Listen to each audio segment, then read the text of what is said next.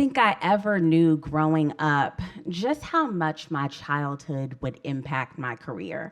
I mean, when we become adults, most of us don't pursue a childhood passion project as a job. It just doesn't seem like the sensible thing to do. But I've never been quite sensible or practical. I've always had a dreamer's heart. My imagination was always packed with whimsy and creativity. I believed that whatever I was going to end up doing, it would probably be insanely imaginative and also probably difficult as hell to pull off. I mean, I originally had ideas of maybe being a filmmaker or a dancer when I was a little girl. But then later on, those dreams turned to food and family, and that was truly unexpected. For me, that story began with my grandmother, whom we call Big Mama. Right in her kitchen in Winona, Mississippi, I learned right at her apron as a young girl about my life's purpose. As soon as I would walk into her kitchen, whenever we would visit, I would stare in awe at these creations of towering 3-layer coconut cakes and bubbling fresh peach cobblers, sky-high lemon meringue pies, and golden pound cakes. Oh my gosh, I'm just getting hungry just thinking about it. Sometimes she would wait until we arrived, or, we would all get in the kitchen, the women in my family, and we'd roll up our sleeves and we'd get in there and we'd start baking and catching up. And sometimes she would just have everything ready when I got there. I would love these treasured moments of being in the kitchen with my big mama, my mom, and my auntie, and they would let me dabble in the process a little. Back then, the kitchen was our place of refuge. It was transformed from anything from a Sunday church service beauty parlor where we would press my hair, get ready for church, or it would be a family therapy session where you could talk about whatever was going on in life. These ladies were never ceased by my ceaseless curiosity. They were never fazed by it, and countless questions about the mist of their magic making in the kitchen. I love to sift the flour and watch it delicately fall like snow into all of the bowls, and I wanted to pretend like I was their sous chef in a lot of ways. And it was something that was so magical for me. I never knew that it would find a place in my life later on. In that kitchen, I learned to bake my first love, cakes. And I also learned the ins and outs of developing my own recipes. The kitchen means so much to my family and I. The lessons I've learned about preserving family memories and the history for future generations came from that very space. A passed down recipe has so much more than we think. So let's fast forward about 15, 20 years later when I was in my early 20s. And at this time, I was trying to build a career that felt valid. In my mind at that time, I was going after this career of being a television and a film producer because it felt respected enough, but also still creative. However, year after exhausting year, I felt empty in that pursuit. There were definitely jobs that I enjoyed and some that were fine, but there were some that I just absolutely hated, y'all. I couldn't wait to get out of there as soon as it was 5 o'clock at night. I wasn't quite ready to jump off the ledge yet, though, and really see what my true purpose was. I thought I needed to prove something with my career choice. I thought I needed some outside validation about what I should be doing in my life. I kept thinking maybe I should have just gone to law school. That's pretty respected. And as much as I loved cooking and baking, I felt for a while like it was maybe selling out or going backwards for me. I mean, I was this young, hip, modern feminist, and I didn't want to do something as stereotypical as cook and bake as a job. I mean, it was something that I just couldn't shake, though, about it, so it continued to lure me in. One day, a friend suggested that I start a blog. And at the time, I felt like it was an effortless way to practice my passion as a hobby. I could be creative with recipe development, writing, photography, marketing, video, and so much more. It turned out my hobby ended up being more of a calling. From the very beginning, I injected all I learned from Big Mama's Kitchen 20 years earlier into the recipes I shared on my website, Grandbaby Cakes. And as my audience grew, I realized how many people were starved, literally and figuratively, for that something special that drew them to my small world on the World Wide Web. And this passion ignited something in me too. I mean, it felt so natural, but I was also challenging my original ideas of what would make me happy. And as my following grew, opportunities flowed. I mean, a book deal presented itself. And then I decided, I was like, maybe I should take this leap of faith and see if I could land.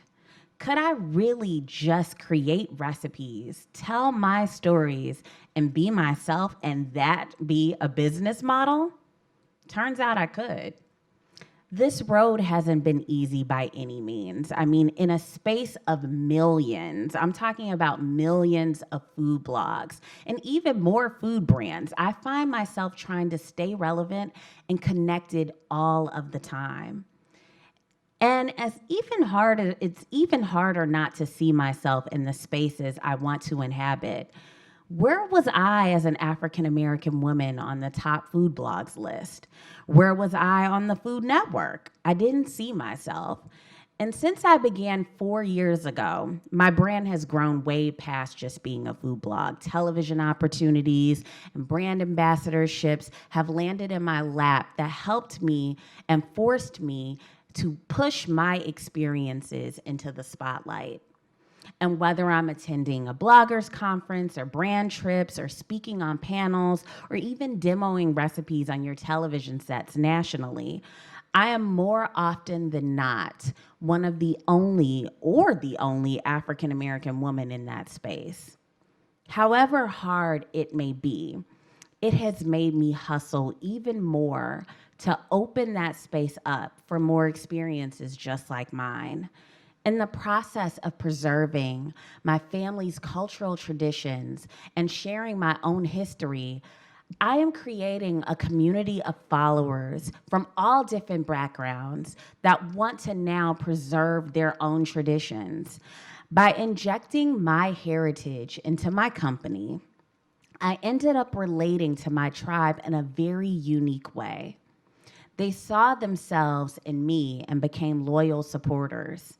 The thing is I don't have some secret model for success. I mean, I'm only following my heart and remaining truly authentic to my roots. And that's all I'm pretty much doing. And with these simple steps, they've totally helped me in a way of building what I truly consider an authentic and rare career. I started my brand with truly knowing who I was. And I think that for anyone starting a business, you need to know who you are. Like I said, I had troubles with this in my 20s. I mean, the idea of who I wanted to be in my head was not exactly who I truly was. I had to learn that there was more to what I was doing beyond the stereotypes I built in my mind. And that building a business on my own terms was ironically the most feminist and non-stereotypical thing I could have done. I know, woohoo! I know it's pretty cliche to tell you to be yourself, but how many of us are really doing just that? I mean, find out who you truly are and unapologetically embrace that in a way that feels real for you. I started building Grandbaby Cakes by establishing my brand mission, my vision, and my purpose. The food blogging and culinary personality industries are still very, very closed off in many ways. When I first entered the food blogging world, it was difficult to find anyone that looked like me and who shared similar stories to mine. I had to dig to find support. Those that were blogging were not getting as much recognition or prominence. And it was a very lonely place, but it inspired me to navigate it even more. Because there weren't that many experiences like mine, I knew that it was crucial that I didn't give up on pushing through no matter how hard it got. I really tell people they need to be emotional. And most people separate business and emotion, but I'm telling you, don't do that. Don't be afraid to touch people on a deeper level by making yourself relatable and real to them. Don't fall into the trap of being a robot. I mean, people will never be able to connect with that, and they surely won't remember it either. Tell your story. I heard this saying and it's always resonated with me. It's facts tell, but stories sell. Don't just sell what people need, sell them the story of what they want to believe about themselves. Let them into your world. Be about relationships, not just results. I mean, as a business owner, it can be so hard to stop myself from just analyzing numbers all the time. And while numbers are very important to a business's success, they don't tell the entire story. Each follower or fan of my brand is a new relationship that I've received. I love not just sharing my story with them, but hearing about theirs. I engage with them on social media. I talk to them. I respond to them whenever they share photos of my recipes, or grandmothers will share recipe photos of baking with their grandkids. It's the cutest thing. And I love to share that in my newsletters and share it with my subscribers, because I really believe like I'm connecting with them on a personal level. And I thank them for sticking around too. Also, let real life inform your business. I try to experience as much as I can outside of work. I think sometimes we get really caught up in the hustle and the grind of everything. I mean, you start to feel like if you're not working 24/7, you're just not grinding enough, or you're not working hard enough to get towards your goal. But you need family, you need friends, you need experiences and pauses to build a richer business. Exercise some self-care. Not only will you feel better, but you will have more energy to devote to your business, and you'll foster more creativity in the process. Don't do what everyone else is doing. This is my favorite one. So this is crazy because everyone is always looking to pioneers to see what to do. And I get that. You want to learn from them. I understand. But don't take it to copycat status. If you're a carbon copy of whatever brand exists before you, why should anyone follow you? What makes you new? What makes you unique? Figure out what it is that separates you from other people and use that to your advantage. The funny thing about following these principles is how natural it becomes. I'm basically doing me and keeping it real in the most authentic way. And I'm living in my purpose, and it has become so natural. It's like walking. Most importantly, I'm affecting lives and bringing about the most beautiful memories and traditions that families truly deserve now. And like I said, if you can give back a piece of yourself, who you truly, truly are, that's enough. Thank you.